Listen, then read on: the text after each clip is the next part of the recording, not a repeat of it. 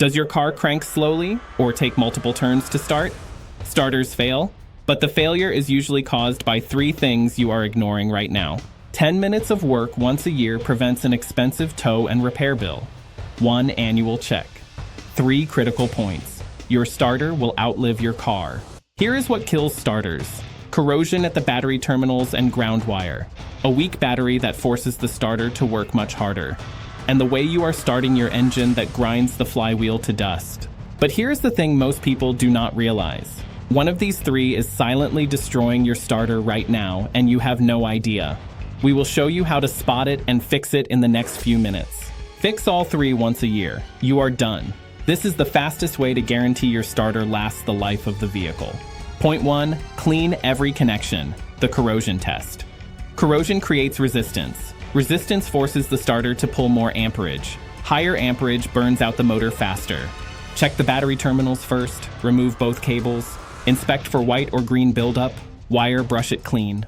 Now the ground wire. This is the hidden killer most people never touch. Test resting voltage first. Engine off. Key out of the ignition. Wait 5 minutes for surface charge to dissipate. Set your multimeter to DC volts. Touch positive to positive, negative to negative. Read the display. 12.6 volts is healthy. Test resting voltage first. Engine off. Key out of the ignition. Wait 5 minutes for surface charge to dissipate. If you have never used a multimeter, it is simple. Turn the dial to the DC volt setting.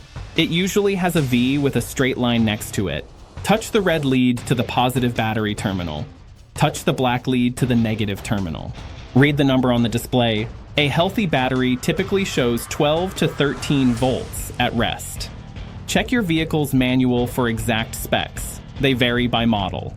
Locate it. On most vehicles, it runs from the negative battery terminal to the engine block.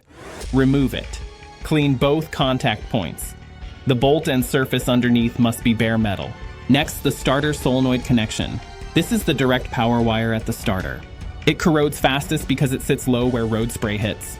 Find the large terminal on the starter solenoid. Remove the cable. Wire brush both clean. After cleaning every connection, coat them with dielectric grease.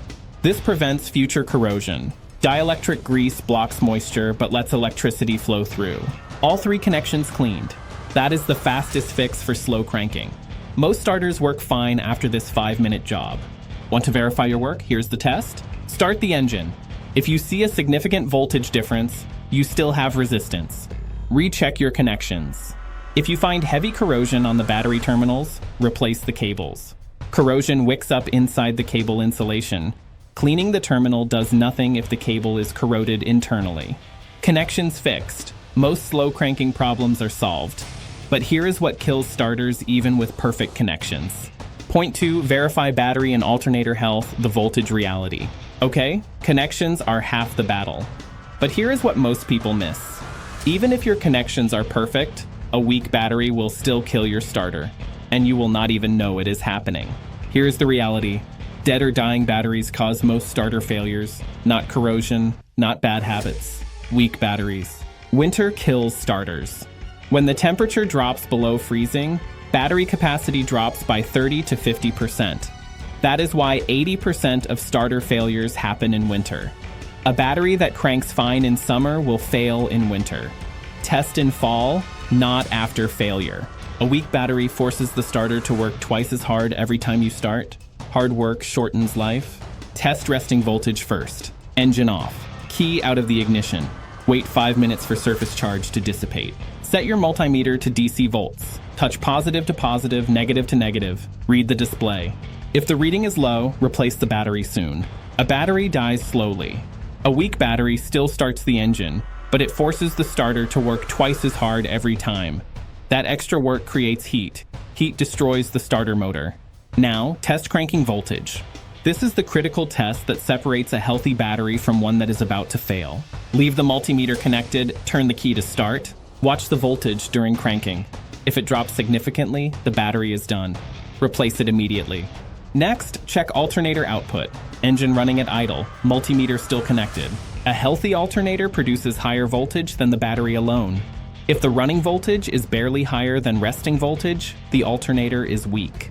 A weak alternator does not fully charge the battery. Every time you start the engine, the starter works harder. Over time, the damage adds up. Most auto parts stores test batteries and alternators free.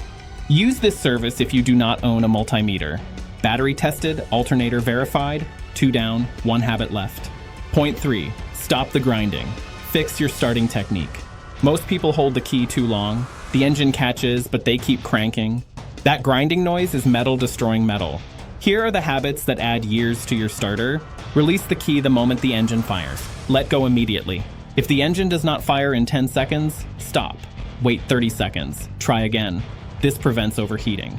For older vehicles with carburetors, stop after 10 seconds if flooded. Wait 30 seconds. Try again. Always start in park, never neutral. Park reduces load on the starter. If your starter still cranks slowly after all 3 fixes, the problem is likely internal wear. At that point, you need professional help. Conclusion: you just prevented starter failure. 3 things kill starters: corrosion, weak battery, bad habits. You just fixed all 3, 1 hour of work once a year. That expensive tow truck, you just prevented it. Do this in spring or fall. Do not wait. Subscribe for the next quick fix.